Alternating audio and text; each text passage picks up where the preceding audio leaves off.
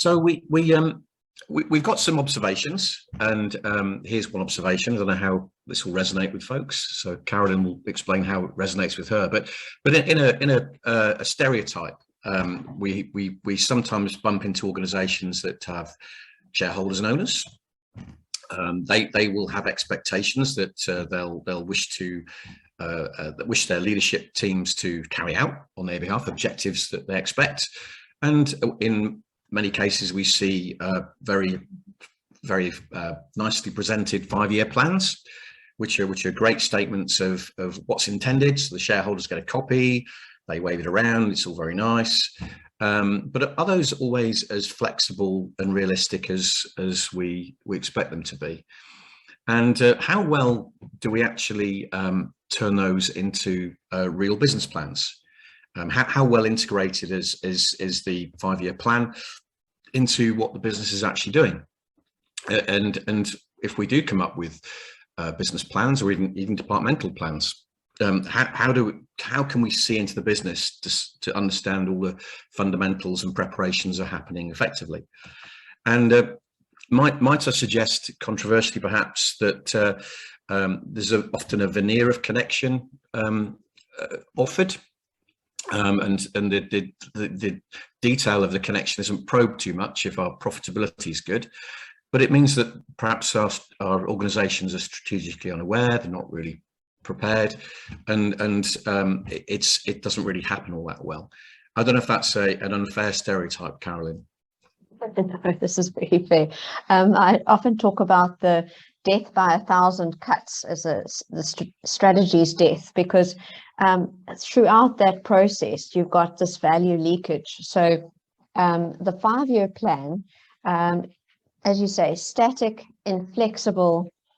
We can't really plan in 5 years what the market's going to look like, what competitors are around. I mean, the digital world is just so fast innovating. But then, because you've got, the budget's been approved and it's been approved by the board and the shareholders, and that it tends to, that's what you track to. It doesn't matter if there's any change. Why haven't you delivered against this inflexible strategy? This is what you said you were going to do, and now you want to change. There must be something wrong with you.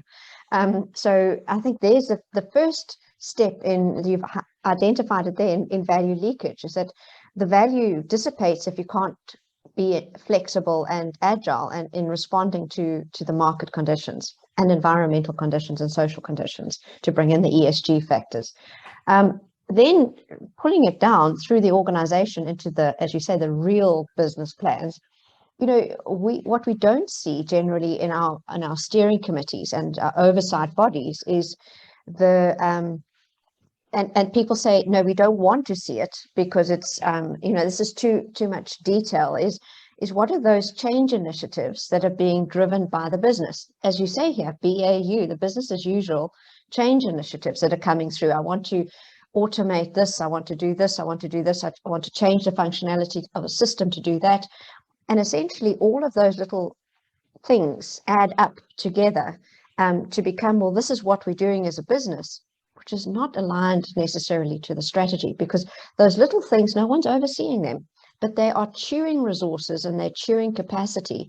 And those are the death by 1,000 cuts, because that is detracting you from actually what you should be putting money on. I've seen so many times, I've obviously led large projects, but where I've had, when I've delved into the detail, and I had in this one particular organization, this one woman said, I want to automate this manual process, because this manual process is taking us, it could take us a couple of minutes and it's taking us a whole week.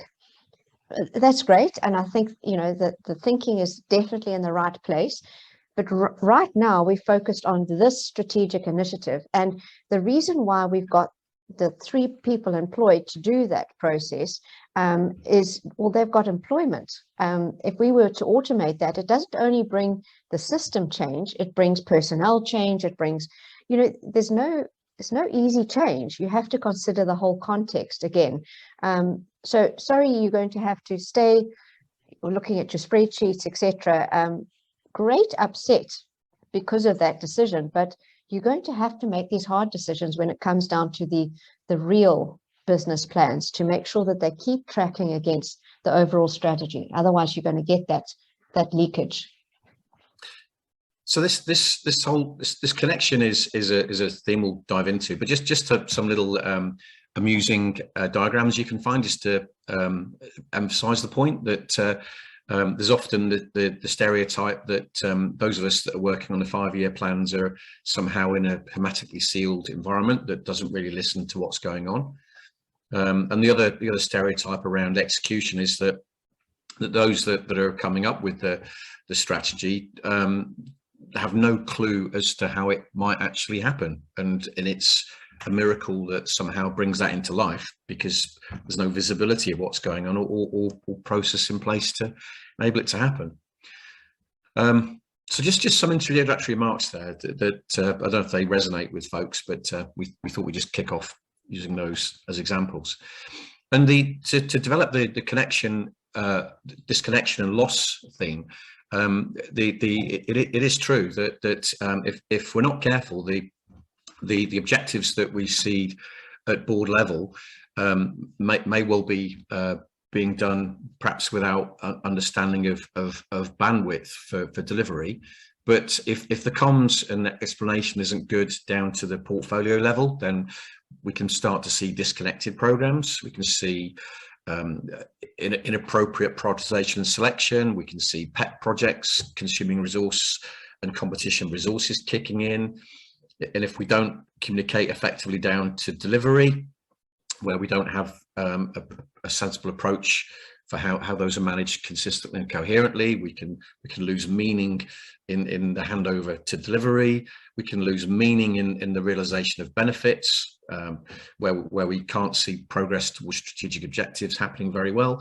And maybe even the worst outcome of this is that every 5-year strategy 2 years in is no longer relevant, is drifted away from being what the business is doing anyway, and has to be chopped and reset. Maybe the CEO magically moves on to the next job, and the business suffers. So this integration and loss isn't just an operational issue. It can lead to tragedy with respect to an organization's future, and sometimes very senior people's future as well.